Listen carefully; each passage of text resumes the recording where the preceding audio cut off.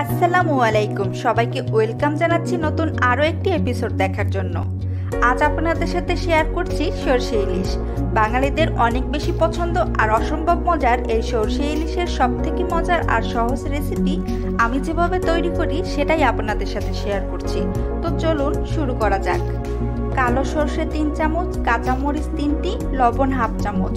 লবণ আর কাঁচামরিচ দিয়ে সরষেটা বাটা হলে সরষের তিতা লাগে না।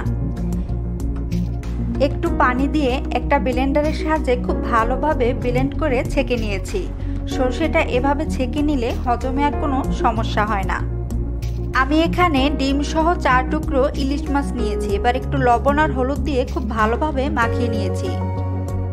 এখন একটা প্যানে পরিমাণ মতো সরিষার তেল দিয়ে দিয়েছি। 1/2 চামচ কালো জিরা, 1/2 চামচ হলুদের গুঁড়া আর 1/2 চামচ মরিচের গুঁড়া দিয়ে একটু পানি দিয়ে খুব ভালোভাবে মিশিয়ে নিয়েছি।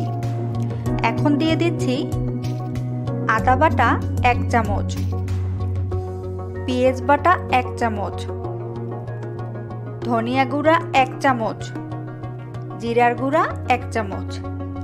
এবার খুব ভালোভাবে সব মশলাগুলোকে একটু কষিয়ে নিব।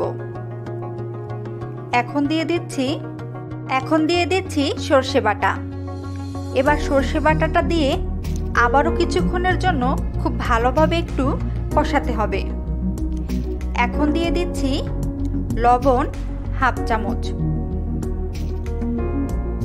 এবার কিছুক্ষণের জন্য কষিয়ে নিয়েছি। কষানো হয়ে গেছে। এবারে একে একে মাছগুলো সব দিয়ে দিচ্ছি। তো আমার সবগুলো মাছ দেওয়া হয়ে গেছে।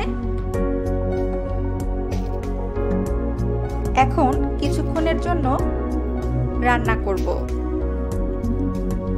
তো একটা সাইড রান্না করা হয়ে গেছে। এবার একটু আলতো করে উল্টিয়ে দিতে হবে যেন মাছগুলো না ভেঙে যায়। তো সবগুলো মাছ এভাবে উল্টিয়ে দিয়েছি। এবার আরো একটা সাইড রান্না করে নিব। এবারে দিয়ে দিচ্ছি 4-5টা কাঁচামরিচ। এবারে একটু পানি দিয়ে দিচ্ছি। পানি দিয়ে খুব ভালোভাবে একটু মিশিয়ে দিচ্ছি। এখন একটা ঢাকনা দিয়ে রান্না করব 5 মিনিটের জন্য। তো 5 মিনিট পর ফিরে আসলাম। তো তৈরি হয়ে গেল আমার দারুণ মজার সরষে ইলিশ। গরম ভাতের সাথে এই সরষে ইলিশটা খেতে কিন্তু খুবই ভালো লাগে।